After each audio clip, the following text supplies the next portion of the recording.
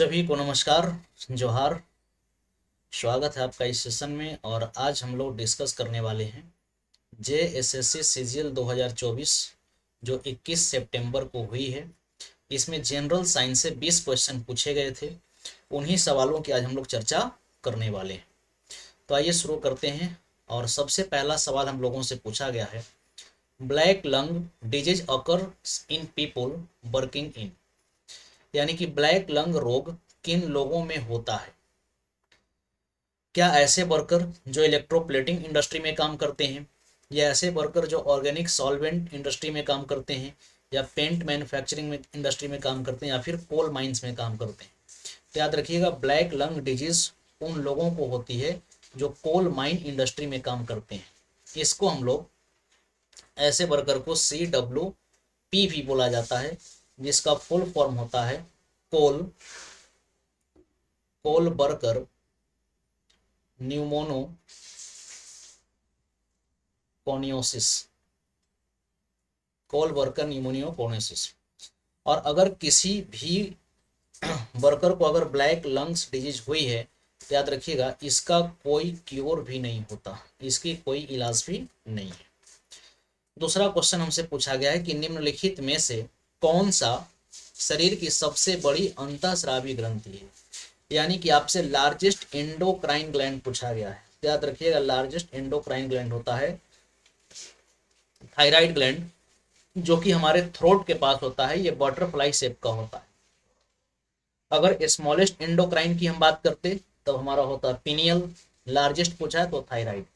इसी प्रकार से दो और प्रश्न पूछे जाते हैं एग्जाम में, जैसे स्मॉलेस्ट एक्सोक्राइन और स्मॉल लार्जेस्ट एक्सोक्राइन। तो स्मॉलेस्ट एक्सोक्राइन की अगर हम बात करें तो वो हमारा स्वेट ग्लैंड होता है, और लार्जेस्ट एक्सोक्राइन की अगर हम बात करें तो वो हमारा लीवर होता है। चलिए, तो इसका सही आंसर हो जाएगा थायराइड ग्रंथि सबसे बड़ी अंतःस्रावी ग्रंथि होती है। नेक्स्ट क्वेश्चन है, विच part of cinchona ills a drug.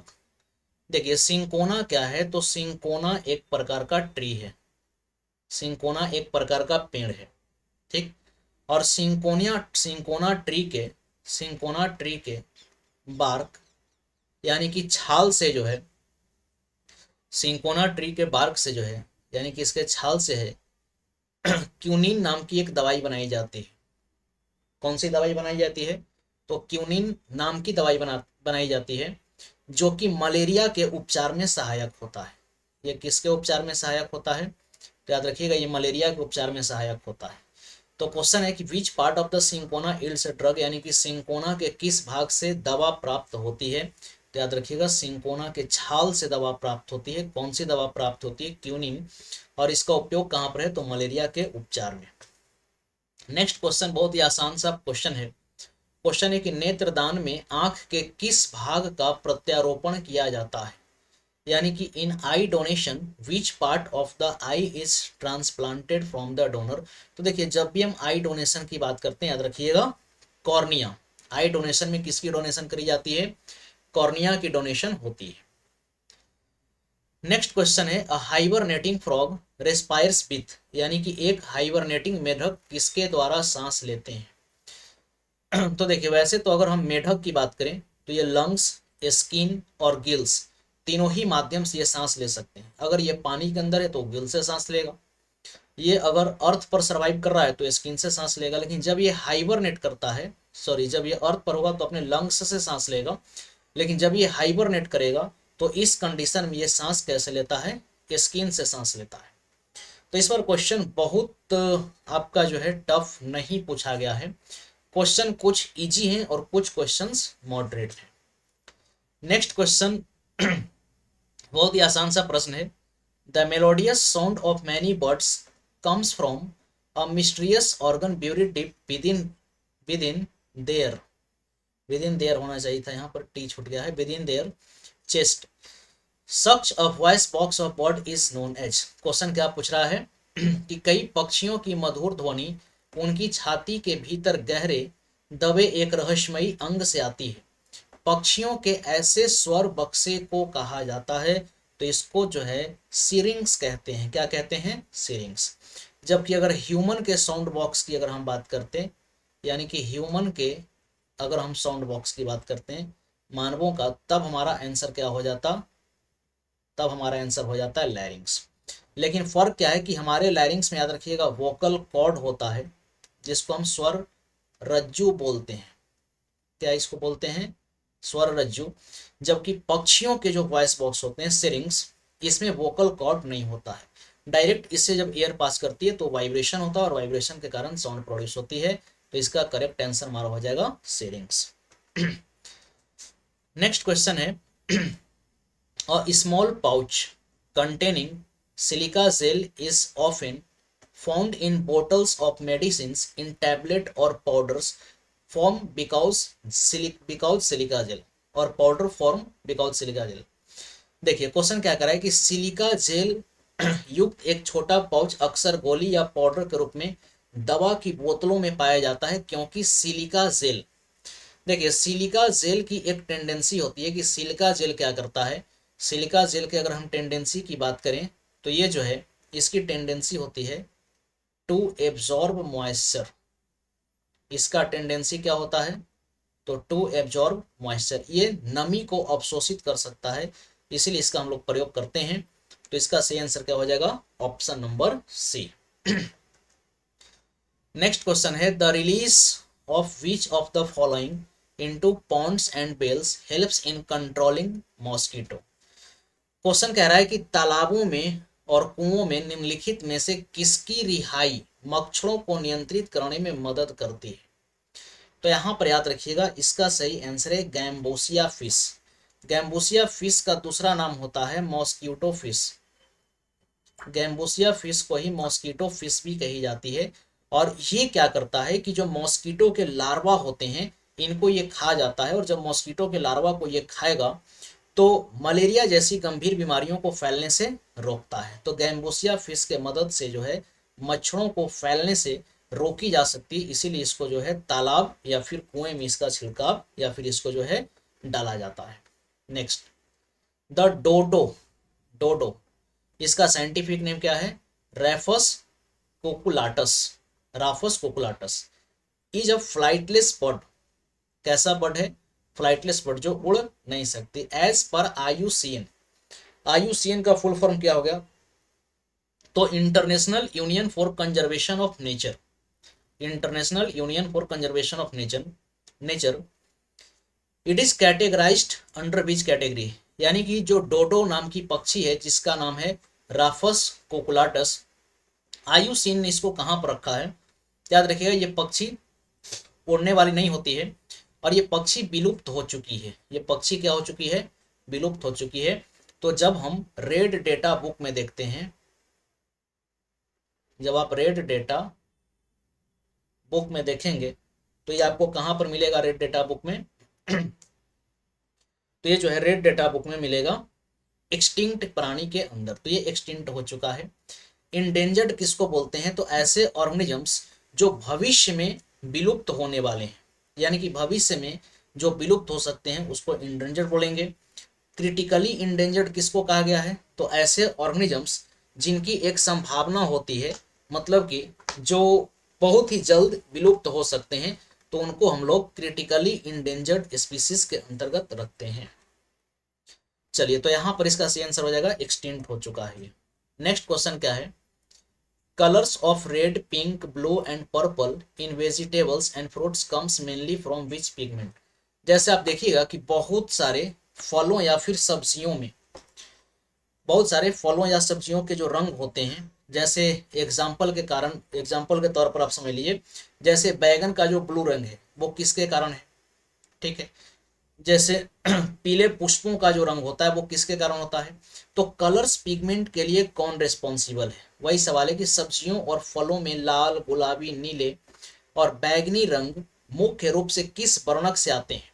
तो इसका सही आंसर हो जाएगा anthocyanin. The correct answer is anthocyanin.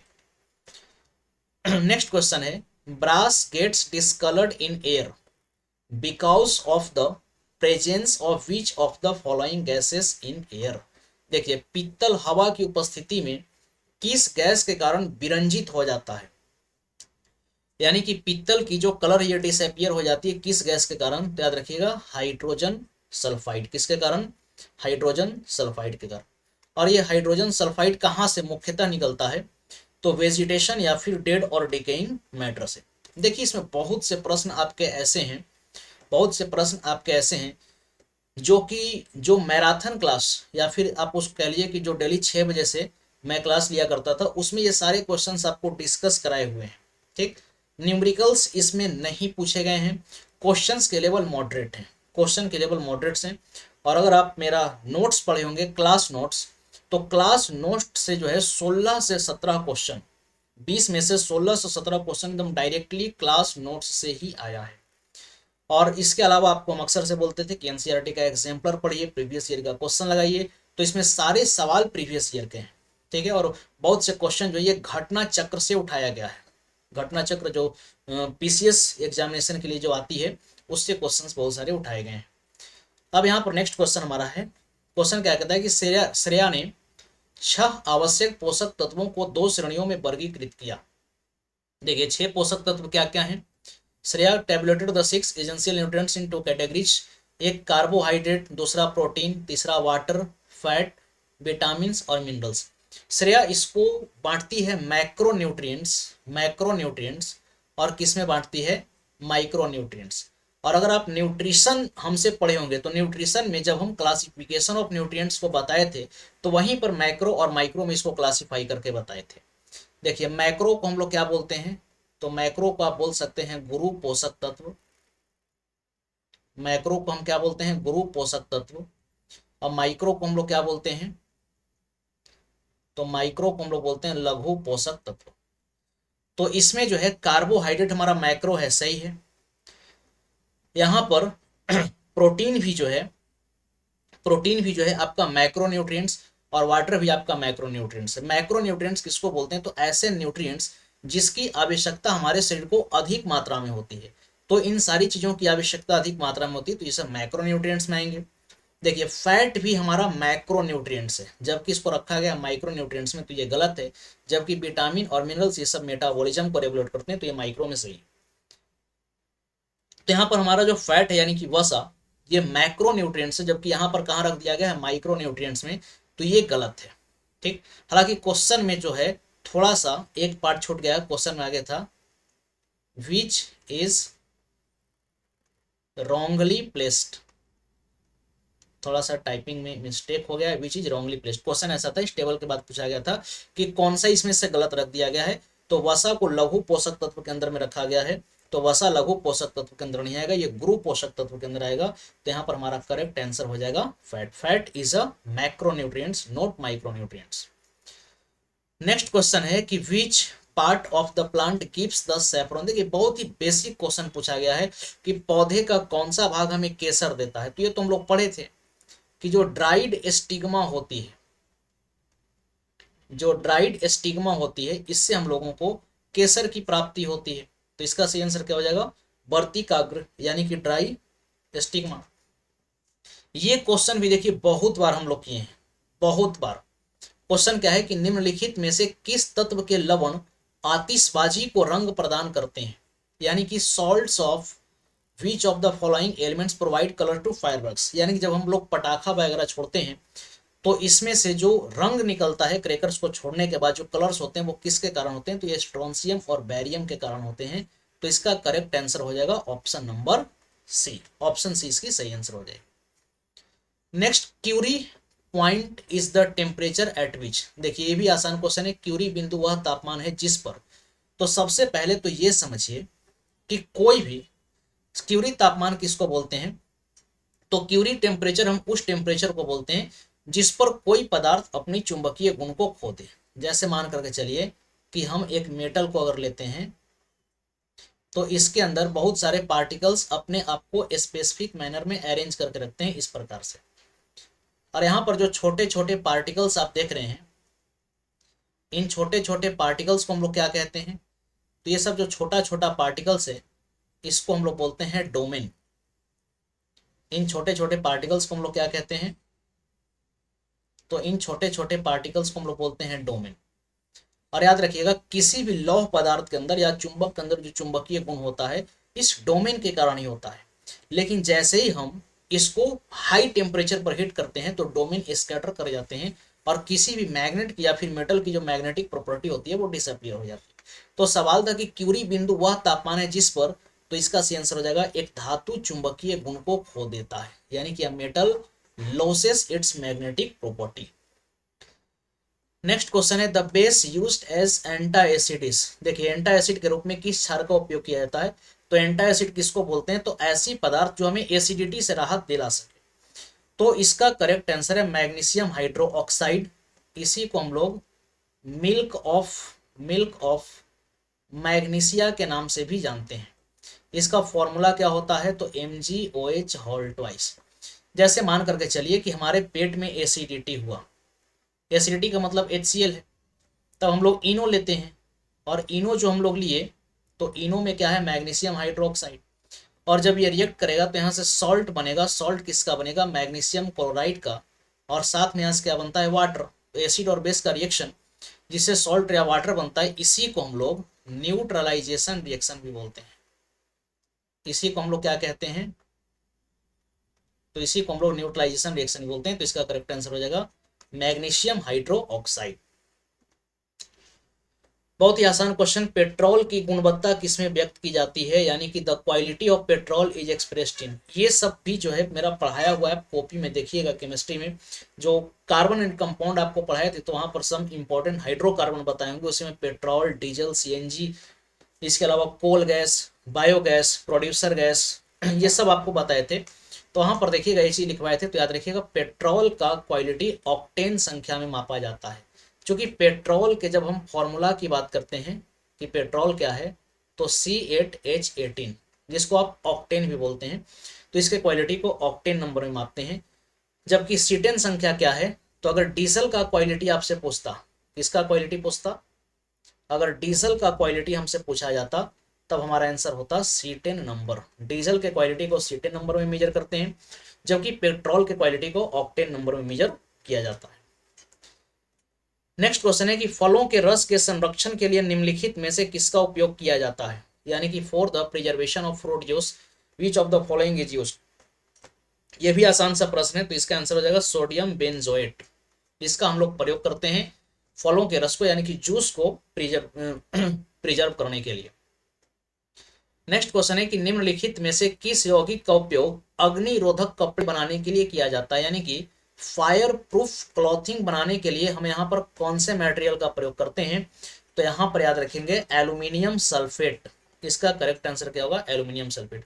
देखिए बहुत से क्वेश्चन ऐसे पूछे गए जो कि अगर आपको याद है तो आप सीधा कर पा रहे हैं, और नहीं याद है तो फिर कोई उपाय नहीं है। मॉडरेट लेवल के प्रश्न है, आप इसको बोल सकते हैं। फिर से देखिए क्वेश्चन, और ज्यादातर क्वेश्चन जो है आज बायो और केमिस्ट्री से ही देखने को मिला है। फिजिक्स के क्वेश्चन जो है ना के बराबर देखने को मिले हैं। और अक्सर से हम लोग बायोलॉजी को पढ़ते थे, और इस बार मतलब ज़्यादा बायोलॉजी पढ़ते थे, फिर फिजिक्स को प्रायोरिटी देते थे और सबसे कम केमिस्ट्री को। लेकिन ऐसा नहीं है, आप देख सकते हैं कि केमिस्ट्री और बायोलॉजी से क्वेश्चन बराबर क्या है, फिजिक्स का ही क्वेश्चन कम है। इसका मतलब यह है कि आपको हर एक सेगमेंट, हर एक टॉपिक को बारीकी से पढ़ना है, ठीक है। क्योंकि क्वेश्चन कहाँ से आएगा ये कोई नहीं जानता है सिवाय जो क्वेश्चन सेट करते हैं। इस बात का ध्यान रखेंगे, तो हर टॉपिक को क्लियर करके पढ़ना है। नेक्स्ट क्वेश्चन क्या है, which one of the following is used in rat poison. देखिए चूहे के जहर में निम्नलिखित में से किसका उपयोग किया जाता है चूहे के जहर में किसका यूज करते हैं, तो जिंक फॉस्फाइड। इसका करेक्ट आंसर क्या हो जाएगा, जिंक फॉस्फाइड। तो चलिए ये 21 सितंबर को जो एग्जाम हुई, 21 सितंबर को जो एग्जाम हुई JSSC CGL के द्वारा, इसके क्वेश्चंस को हम लोग डिस्कस किए, 20 क्वेश्चन को। और इसी के साथ हम लोग सेशन को करते हैं यहीं पर समाप्त। फिर हम लोग अगले सेशन में मिलेंगे और 22 तारीख के जो क्वेश्चंस पूछे गए उसको डिस्कस करेंगे। चलिए thank you to all of you. लेकिन इससे पहले एक बार और समझ लिए क्वेश्चन का लेवल क्या है, तो क्वेश्चन का लेवल है इजी टू मॉडरेट, आप इसको बोल सकते हैं, इजी टू मॉडरेट आप बोल सकते हैं। हार्ड क्वेश्चंस नहीं पूछे गए हैं, ध्यान रखिएगा, क्वेश्चंस हार्ड नहीं है, इजी क्वेश्चन कह सकते हैं, मॉडरेट क्वेश्चन आप इसको कह सकते हैं। चलिए ठीक है, थैंक यू।